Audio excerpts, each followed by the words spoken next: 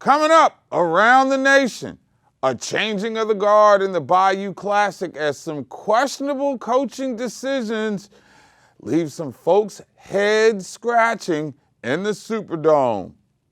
Hitting the road on the HBCU Sports Nation, and we're pulling out now. 1, 2, 3, hit it! Black Island Blues. Ride, come on! Black College, stand up! HBCU!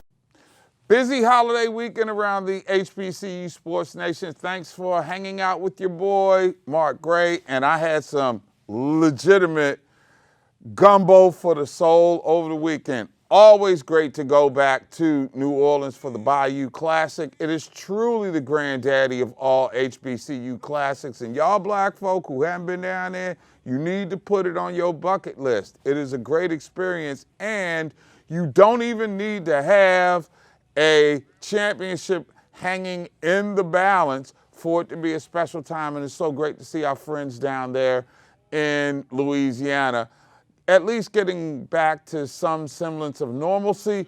And so let it be written now, and it has been said.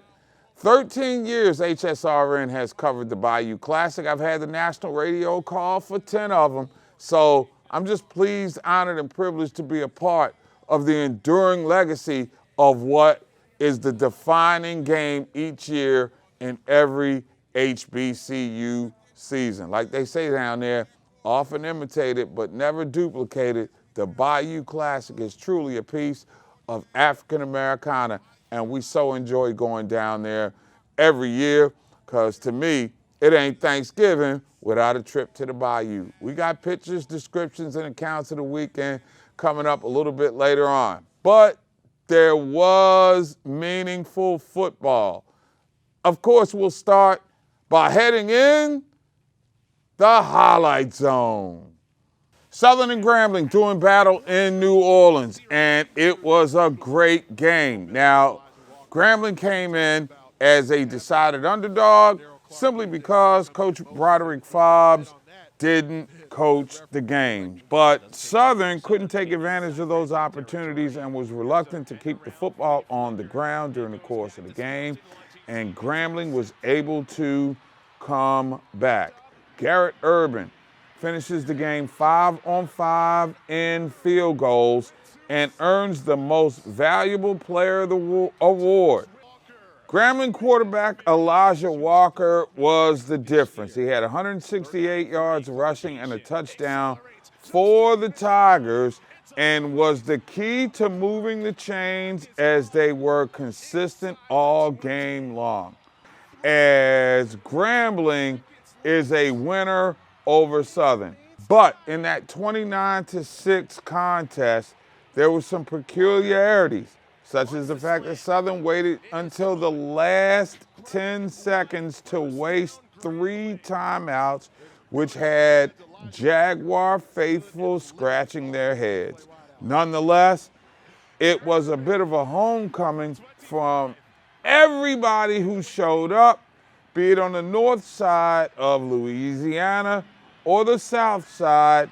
The game was just a part of the story on this holiday weekend as Southern fell to Grambling in the 48th annual Bayou Classic by the count of 29-26. Florida A&M traveled to Hammond, Louisiana, about a half an hour from the Bayou Classic for their first playoff appearance since 2001. But at the end of the day, you can see that there's some FCS championship dust that's still on the pads of the Rattlers. Florida A&M's defense had their worst performance of the season, giving up 503 yards. It was all Southeast Louisiana in the first half. Nick Kovacs starts the show for Southeast Louisiana with a 28-yard touchdown run, and it's on from there. A little bit later on in the second quarter, Rattlers down 14. Here comes Taron Jones catching a pass from Cole Kelly, and the route is on. It's 21-0. They tack on a field goal, so FAMU being blanked at the half, 24-0. Coming out in the third quarter, 1 touchdown. You get the story here. Dominance, supremacy, all of that. Kovacs catch another pass. This one from Cole as well, 31-0. Katie barred the door, throw in the towel, but FAMU wouldn't quit though. 5.5 to go in the game. Down 38-0. Xavier Smith connects with Rashawn McKay. McKay's touchdown pass makes it 38-7. FAMU also gets a cosmetic touchdown a little bit later on in the quarter. Rattlers' season comes to an end with a 38-14 loss to Southeast Louisiana. FAMU finishes the season 9-3. It's the second straight season the Rattlers had 9 wins, and the back-to-back 9-win season is the first time since 1999-2000 when Coach Billy Joe went 10-4 and 9-3. And in that season where they were 9-3, they lost at Western Kentucky. The head coach, Jack Harbaugh, the offensive coordinator at that time, Jim Harbaugh. That's right. I call that game in the rain. They say you can go home again. Upon further review, we touched on it a little bit earlier, but Eddie Robinson Jr. marks a terrific hire in the annals of the HBCU sports world because it proves that you can, in fact, go home again.